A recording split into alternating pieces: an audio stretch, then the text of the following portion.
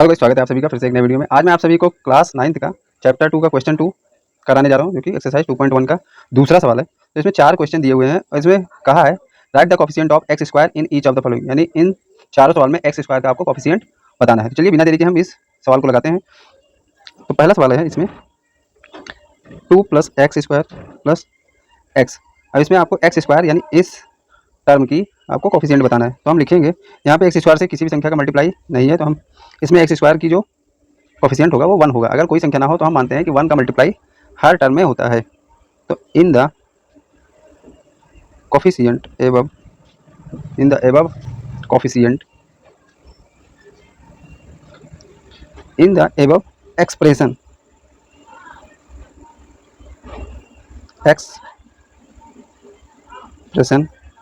The coefficient of x square is 1, यानी इसमें x square का जो कोफिशिएंट है वो 1 है। इसी प्रकार दूसरा जो सवाल है, दूसरे सवाल में एक्स स्क्वायर के आगे किसी भी संख्या का मल्टीप्लाई नहीं है लेकिन माइनस है, तो हमेशा साइन के साथ कोफिशिएंट को लिखते हैं। तो यहाँ -1 हो जाएगा, जैसे यहाँ पे +1 है। तो हम लिखेंगे same in the above expression the coefficient of x square is -1, π/2 x square plus x है। तो इसका कोफिशिएंट हो जाएगा π/2। तो हम लिखेंगे in the above expression the coefficient of x square is π/2 है, क्योंकि यहाँ π/2 का मल्टीप्लाई है। इसी प्रकार लास्ट 4th क्वेश्चन है, इसमें आपको x-1, तो सवाल ये दिया है, तो इसमें √2 का मल्टीप्लाई x में है, जबकि हमको एक्स स्क्वायर का कोफिशिएंट बताना है। तो यहाँ पे हो जाएगा 0। तो हम लिखेंगे इन द, क्योंकि यहाँ तो एक्स स्क्वायर है ही नहीं, इन the above expression the coefficient of x square is 0।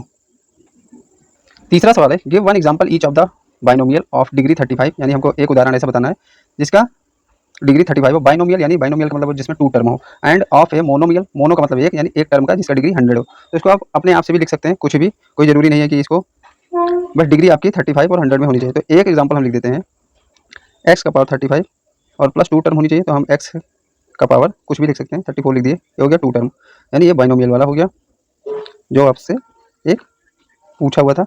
और दूसरा एग्जाम्पल आपको एक्स पावर 100 का लिखना है, ये मोनोमियल का हो गया, मोनोमियल। ये 2 एग्जाम्पल हो गया।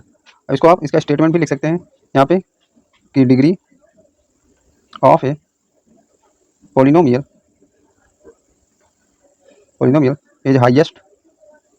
Is the highest power of the variable in the polynomial तो यहाँ पे लिखा है degree of polynomial is highest power of the variable in the polynomial, कि जिस वेरिएबल की पावर सबसे ज़्यादा होती है उसे ही हम डिग्री ऑफ पॉलिनोमियल कहते हैं। Binomial has two terms in it, therefore binomial of degree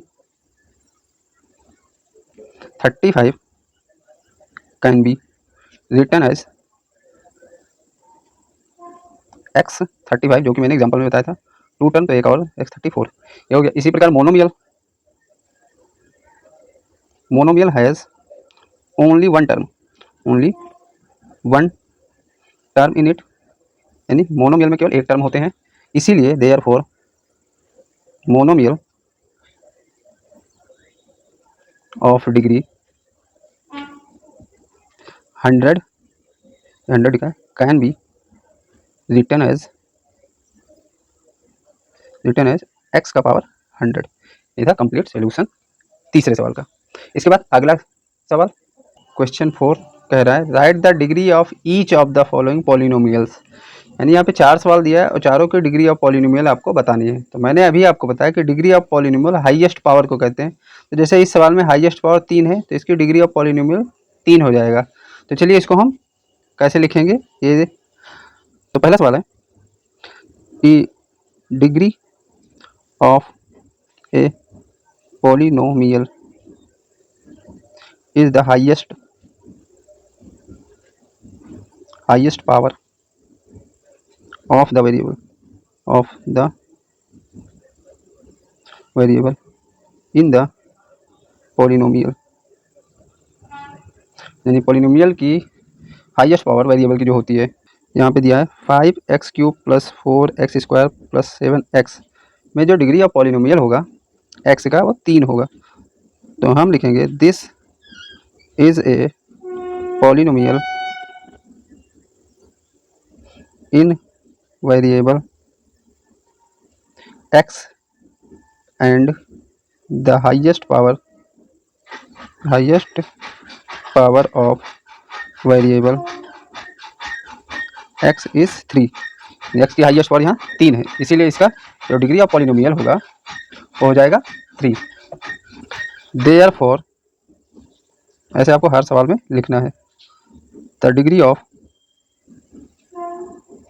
this polynomial की जो डिग्री होगी वो 3 है, इस 3। ये था पहले सवाल का विथ रीजन के साथ आंसर। इसके बाद सेकंड क्वेश्चन इसी प्रकार से, सेकंड है 4 माइनस का y²। अब इसमें एक ही वेरिएबल है y है और उसकी पावर 2 है, तो इसकी डिग्री ऑफ पॉलिनोमियल 2 हो जाएगी।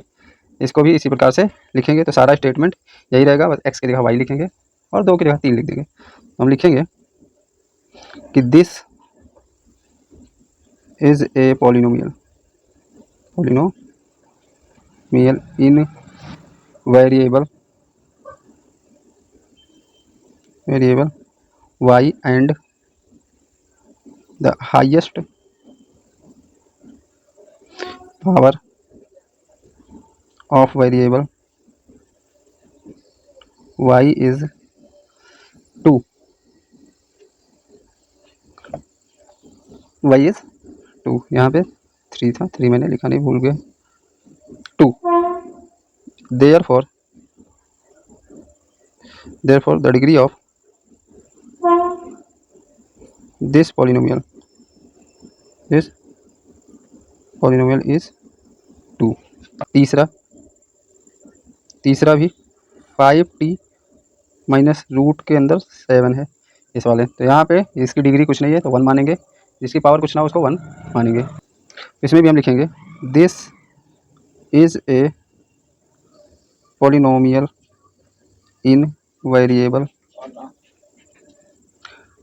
t, इसमें t वेरिएबल है, and the highest power of variable t is 1। therefore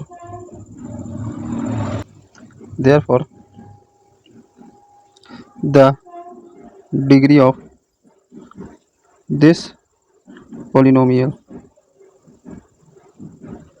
is 1।